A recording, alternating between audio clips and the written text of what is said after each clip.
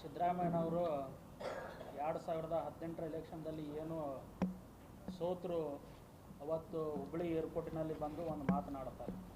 ನಾನು ಒಳ ಮೀಸಲಾತಿ ಜಾರಿ ಮಾಡದಿದ್ದ ಕಾರಣಕ್ಕಾಗಿ ನನ್ನ ಸರ್ಕಾರ ಪತನವಾಯಿತು, ನಾನು ಒಳ ಮೀಸಲಾತಿ ಜಾರಿ ಮಾಡಿದರೆ ನನ್ನ ಸರ್ಕಾರ ಬರ್ತಿತ್ತು ಅನ್ನುವಂಥ ಮಾತನ್ನು ಮಾನ್ಯ ಸಿದ್ದರಾಮಯ್ಯನವರು ಸಾಹೇಬರು ಅವತ್ತು ಹುಬ್ಬಳ್ಳಿ ಏರ್ಪೋರ್ಟ್ನಲ್ಲಿ ಅಂದರು.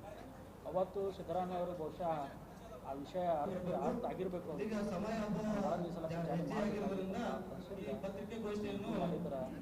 ಇವತ್ತಿಗೂ ಇಲ್ಲ. ಮತ್ತು ಅದು ಆನಂತರ 2023 ಅಧಿಕಾರಕ್ಕೆ ನೀವೇ ಬಂದಿರಿ.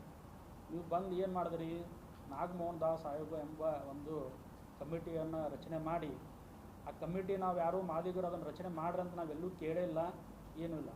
ನೀವು ಆ ಕಮಿಟಿಯನ್ನು ರಚನೆ ಮಾಡಿ ನಾಗಮೋಹನ್ ದಾಸ್ ಆಯೋಗ ರಚನೆ ಮಾಡಿ ಸುಮಾರು ಒಂದು 6-7 ತಿಂಗಳ ಕಾಲ ನೀವು ತೊಗೊಂಡ್ರಿ.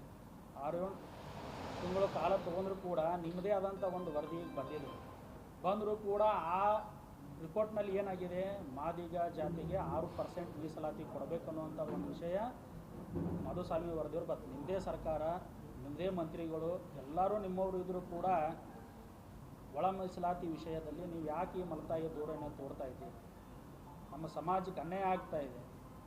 ನೀವು ಕೂಡಲೇ ಒಳ ಮೀಸಲಾತಿ ಜಾರಿ ಮಾಡಿ, ಇಲ್ಲಾದರೆ ಮುಂದಿನ ದಿನಮಾನದಲ್ಲಿ ನಾವು ಉಗ್ರವಾದವಂಥ ಹೋರಾಟ ಮಾಡಬೇಕಾಗ್ತಾ ಇದೆ.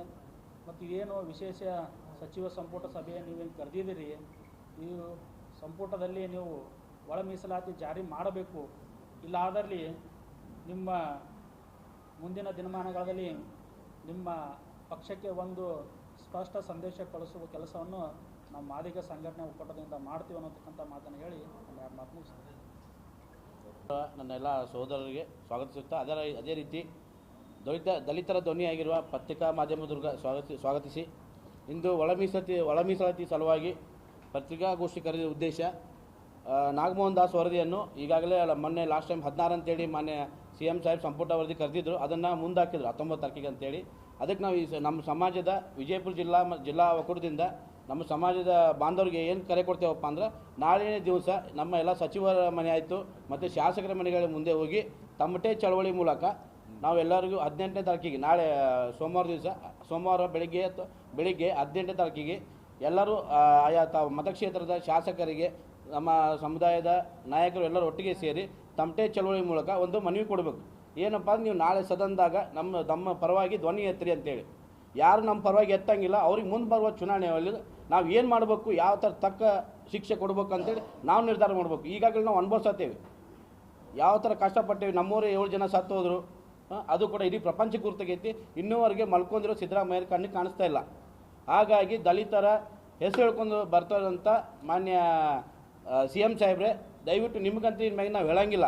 ಏನೇನಿದ್ರು ನಮಗೆ ಗುರ್ತೈತಿ ಯಾವ ಥರ ನಾವು ಏನು ಮಾಡಬೇಕು, ನಮ್ಮ ಹಕ್ಕನ್ನು ಪಡ್ಕೋಬೇಕಪ್ಪ ಅಂದ್ರೆ ನಾವು ಯಾವ ರೀತಿ ಮಾಡ್ಬೇಕಂತ ನಾವು ಸಜ್ಜಾಗೀವಿ.